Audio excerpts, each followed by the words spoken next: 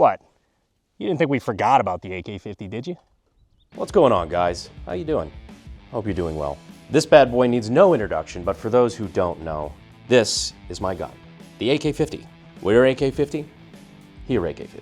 It's real.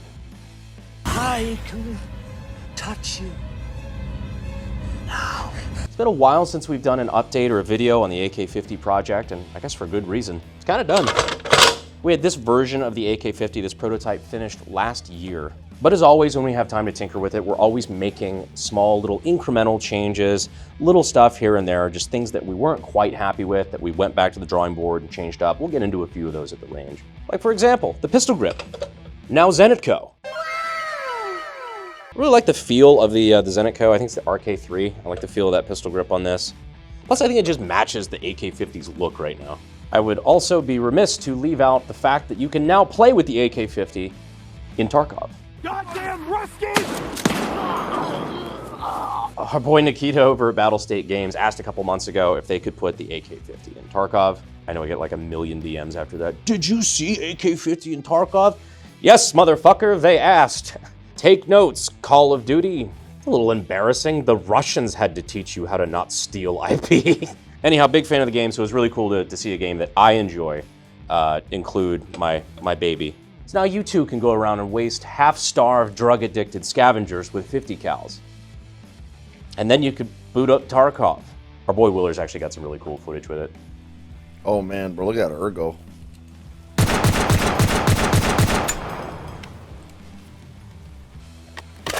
Guy's like one of the best Tarkov players on the planet. Now that Cody's back into streaming, we'll probably play a little bit. I know Nikita dropped us a little bit of goodies, so I finally get to play with my gun in game. So who knows, maybe I'll drop in on Mr. Donut Operator and we'll do some streams there. We got a bunch of stuff coming up for the AK-50. We've got a 20-round drum magazine that we've been working with. Yes, we've seen the Barrett drums. Yes, we are working with them. We wanted to make sure we had everything dialed in first though, which is actually what we're doing today in this video. Trying to get the AK-50 to the perfect gas and recoil spring tuning so that it functions as reliably as possible. We're already roughly at like the 500 round mark with this thing, which is fucking awesome. Like she's running like a champ, but we are noticing some stuff that we're still like, it could just be a little better. But to make it better, we need data, which is why we have to go out to the range and, I don't know, test some stuff out. Awkward transition.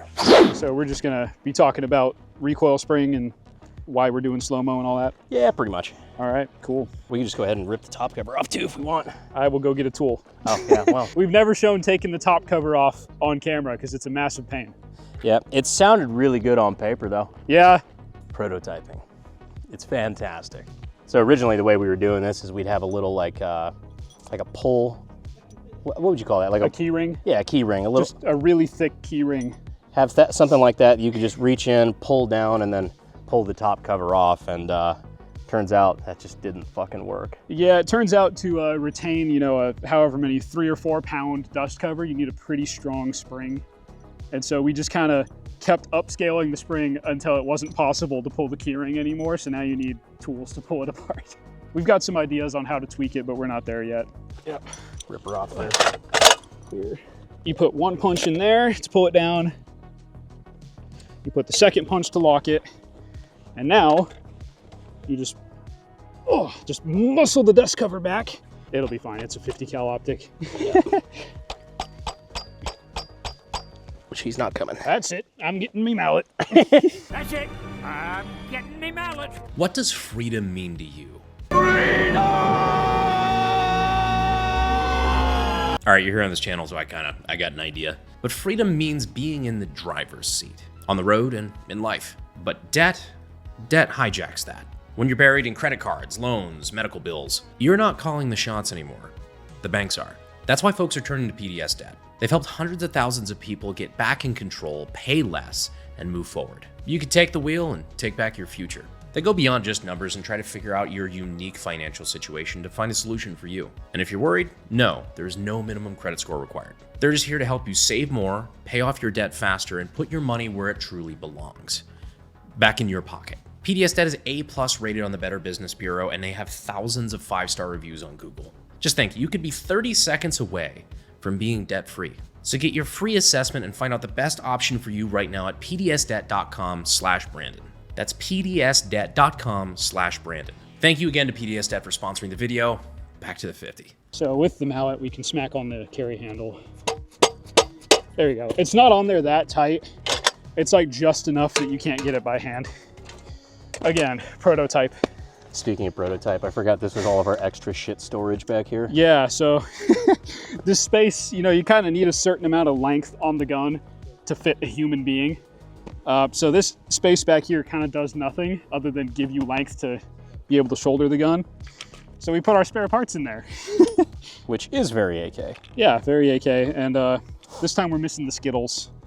So Oh yeah, we didn't have the fucking Carnicon Skittles? No. Shit. So next thing for taking it apart is this thing does take more or less a standard AK recoil spring assembly. We have an extra power spring on there as a coupler up here to get the spring long enough for this setup. And while this does work, it's lasted 400 or 500 rounds so far. It doesn't last super long because the math for making springs work on these guns is actually pretty hard. And in reality, it's easier to just try it and see if it works. So that's what we did, and it worked, so we haven't touched it. But here we are, 400 or 500 rounds later, the spring's finally starting to wear out. So what we're gonna do today is we're actually gonna fire it without a spring to figure out how fast this bolt carrier group is coming back from the gas. And then from that speed, we can figure out how strong the spring needs to be and make new springs. I don't know if you know this, but this gun wasn't designed to be fired without a recoil spring. And we're basically just measuring carrier velocity to see how strong our spring needs to be. But in order to do that, we can't have any resistance on it. So we're just gonna fucking send it, and this thing is just gonna beat the back of the gun at Mach fuck. But I'm pretty sure she can take it. I think it'll be fine, especially for maybe 2 or 3 rounds should hopefully be enough. Yeah. That's what these guys are for. So on this system, we actually have a buffer spring here where when the bolt carrier hits the back, it smacks this big old spring that helps absorb extra energy. And that's part of why it shoots so soft. We don't want to destroy the spring. So we have these little solid plastic buffers that just drop in there. So we can maybe crush that with recoil or whatever, and it'll keep the bolt carrier from hopping out the back of the gun without destroying our spring. Oh yeah, actually, I have to pull this piece out so we don't lose it. I can show you that spring we were talking about. So this is the dust cover lock here. I'm gonna try and not shoot it in my face. There we go. That's pretty strong. We have this big old spring. That's what we're fighting to take the gun apart. We forgot to bring our patented test fire string. So we have a bore snake with a loop on it. We're just gonna hook that on the trigger. Whatever works. Yeah, I'm not really worried about the gun blowing up or whatever, so I don't need to be super far away from it. I just don't want to be behind it in case the carrier does come out. It is really funny though. It has been over a year since we've done any sort of AK-50 test from a string. Feels like we're getting back to the good old days. Yeah, you know, I always forget that the general public doesn't see that we're always tinkering with this gun like 24/7. You know, it keeps running, it's doing fine, but we're always doing incremental improvements to it, and it's usually not enough to warrant a video. Yeah. AK-50 update. We changed the springs. Yeah. Yeah. Like this. Not super glamorous. They never saw this new piston assembly. Oh either. shit, that's right. So take this out. I love that, the PKM style. Yeah. Fucking bolt carrier, the piston pivot. Yeah. But this new little piece here. So we had to make a new, I don't even know what you would call this, piston shaft, I guess, the intermediate piece, the shiny one here. We were having an issue where when the casing would eject, it would hit the rod that used to be here, and casings would kind of fall back into the gun. Sometimes they'd kind of get crushed.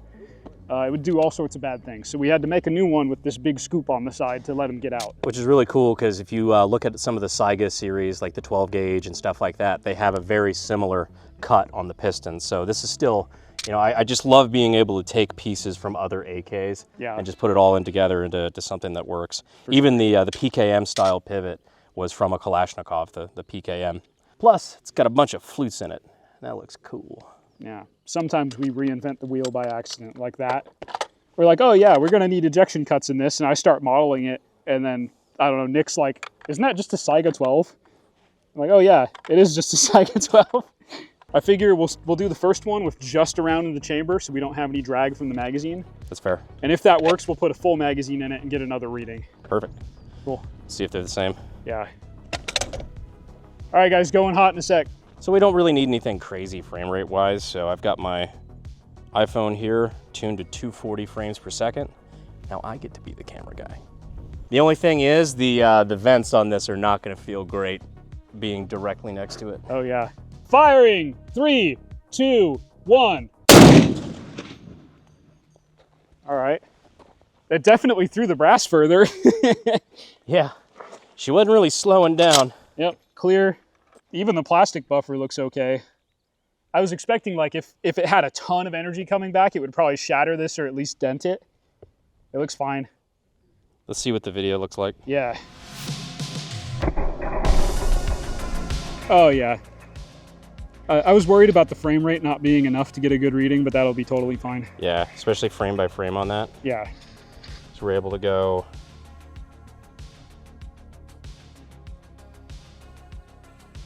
Yeah, we got plenty of frames on that'll that. work. Cool. Perfect. Okay, so What's I up, buddy? figure. I got it working, but I can't see chat. Oh, okay. So you are streaming. Yes. So no gamer words. Okay. Aw. Oh man. This place is a prison on planet bullshit. As we're out here playing with the 50. Yeah. We can do another one without the magazine just for a control. Make sure it's about the same. And then we can do 2 with the magazine. And I think that'll be fine. It's pretty much all the data we need. Yeah, it's hopefully pretty consistent with the same ammo. And when you rip the 5 rounds off at the beginning of the video, they all went more or less the same. Yeah, it was remarkably consistent, that ejection Yeah. pattern. So if you haven't noticed by now, where we had the SpongeBob tape on the AK-50 V2, here we got this little strip right here. One of the drive tanks guys asked earlier, is like, oh, is that to cover the serial number? I'm like, well, no. If regardless of what the serial number says, if somebody else has an AK-50, that's already a bit of a problem. But no, what we're actually using this for here is for measurement, for in the slow-mo to be able to have a more concrete unit of measurement for distance traveled per frame.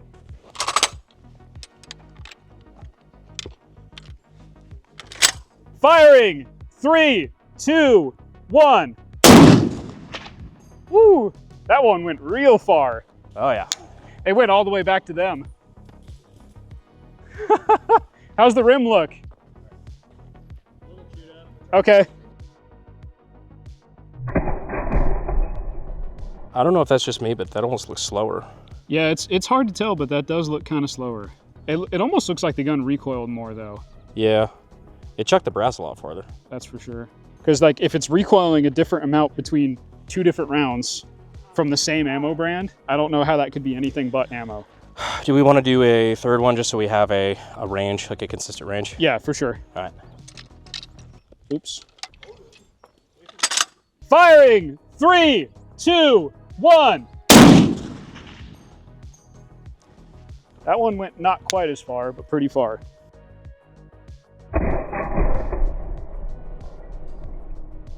Maybe the sandbag was supporting it better before. I think that's part of it. Okay, cool. I'll load up the magazine. So now we're going to be loading up a full magazine. The first 3 we're just inserting around in the chamber, so that way it's not going to have any sort of drag from the mag. But what's also helpful to know is how it's going to behave when it has a loaded magazine, because that top round is keeping tension on the bolt and carrier, which will affect the speed of the carrier returning, or at least in theory. It might not do it in any meaningful way, but there's only one way to find out. We're about to do it. Okay, so we started with a magazine full of PMC. Brandon ripped 5 rounds in semi-auto normally. We've been test firing with PMC. I only have 2 rounds of PMC left, so the first 2 we are firing are PMC for consistency, and after that we have MagTech. We mentioned earlier that firing without the spring is a good way to figure out how much energy the carrier is getting from the gas and all that to figure out our new spring. It is technically possible to figure out what our current spring rate is with the ones we had in it and like reverse engineer back through the math to get our energy to then reverse engineer back to the new spring. We tried it. We got inconsistent results because we're not real engineers, and it's not really a good number because those springs are old and kind of worn out. So it's better to just start from nothing. Plus, like I've never liked the idea of doing something on paper that we could just do in reality. Because Yeah. it's like there's what theoretically will work, and then there's what we fucking know will work because Yeah. we did it, you know? It takes any guesswork out, especially it takes human error out of the math and all that too. Yeah, especially when there's no good reason. Like certain things you have to do on the computer first and like kind of walk it in, but like we have the fucking gun. Yeah, certain things like whether or not it's going to explode. That's Yeah, good to do in the that's camera. pretty good to know. There we go. Make sure our angle's still good. Cool. Firing! 3, 2, 1.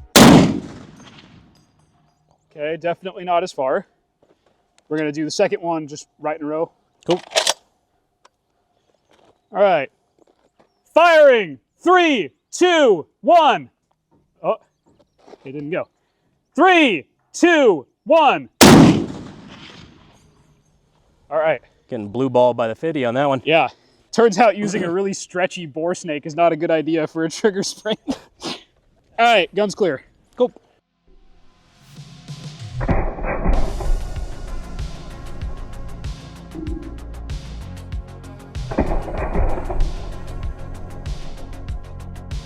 Not noticeably slower. No, the first one went a little shorter by a couple feet, and the second one landed in like the same spot. Okay. Still useful to know. For sure. I mean, I think that's a good sign that the geometry of like how the carrier interacts with the magazine is pretty sound. Yeah, it's not Yeah. obstructive. Yeah, because like if you take, for example, a Barrett that the magazine is developed for, a very fleshed out gun. If you take a Barrett, load a full mag in it and charge it, it doesn't really feel any different. Yeah. So it's good that we're in the same ballpark, I guess. Good success. Yep, no chipping. Nice even contact, it looks like. That's the S7 one. Yeah, this is the brand new one. We heat treated this extractor on Friday, so. So we have them marked, yeah, right there. So we've got a couple different extractors that we're rolling with. This one's the S7 one. We have them marked there so you can tell what kind of steel it is. And there you see the dimples from where it was hardness tested. So making sure it was the hardness we thought it was before slapping it in the gun. But as you can see, there's no chipping, no obvious signs of wear. So right out the gate, that's a good sign. So we actually have gone through one extractor on this gun so far. Our first prototype did chip because of what we were talking about here, where we needed this clearance. Basically, when the casing was coming out, it was kind of hitting that, and it's got all this energy coming back, and it had to go somewhere. So it was bending the extractor in ways it wasn't supposed to move. And we chipped it during the initial testing, and then just kept limping it through, and it was running okay. But it was definitely wearing out, so. It was pretty funny because most of what you saw of the firing AK-50 was with half a fucking extractor. Yeah. So Yeah. It's good we fixed that. Yeah, doing a lot better. We could take that tape off now too, I think. Oh yeah. 6-inch measuring device, which I think this is wrong. That's way more than 6 inches. So we definitely appreciate the Drive Tanks guys letting us use the range. Been using it a little bit this morning for a couple of videos, including this one. And a lot of their guys have not shot the AK-50 yet, so we're gonna rectify that.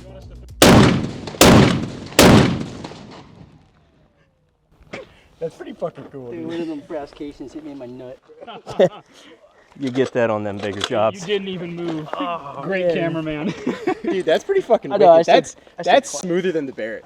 It doesn't recoil bad at all. No, that's really nice. Oh, you're so right. That's way smoother than the Barrett. That double tap was gnarly. I actually really like that. I can see what you're talking about. That's smooth. Recoil, dude.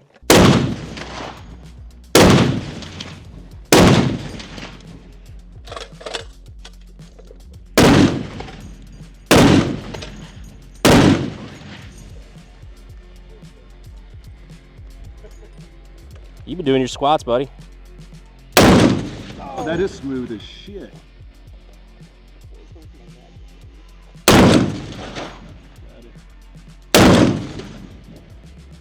What you think? Fucking dope. That is smooth, like he was saying, way smoother than the Barrett. For the record, I didn't mean for this to turn into an impromptu shit on Barrett thing, but we love Barrett. They're very nice. Well, I hope you enjoyed all of that beautiful AK-50 porn. It's a really good date out of that range day. Plus, it's always a good time to break the 50 out and let people shoot it. Definitely a crowd pleaser, and you know, as much as I talk about firearm history, it's really neat to be able to say that in one small part, we contributed a little bit to that. Makes me feel all tingly inside. Either that or it's the rhabdo. It's certainly one of those two things. So in summary, AK-50 is not going anywhere. In fact, it is now functioning better than ever with a couple of improvements that we'll be making soon to, again, just get this to the best version of what it could possibly be. Then we'll stick a fucking drum on it. Anyhow, it's been my pleasure to continuously, again, walk you through the AK-50 project. I know a lot of you guys have been here since the very beginning. It's just really cool to be able to experience this along with you. A lot of cool videos coming up, including a very special announcement very soon. It's gonna make a lot of you guys very happy and a lot of other people very unhappy. So stick around for that. I appreciate you guys as always, and I will see you in the next video. Thanks. Fuel is my obsession to make the perfect weapon, like Rasputin's rise to the top. But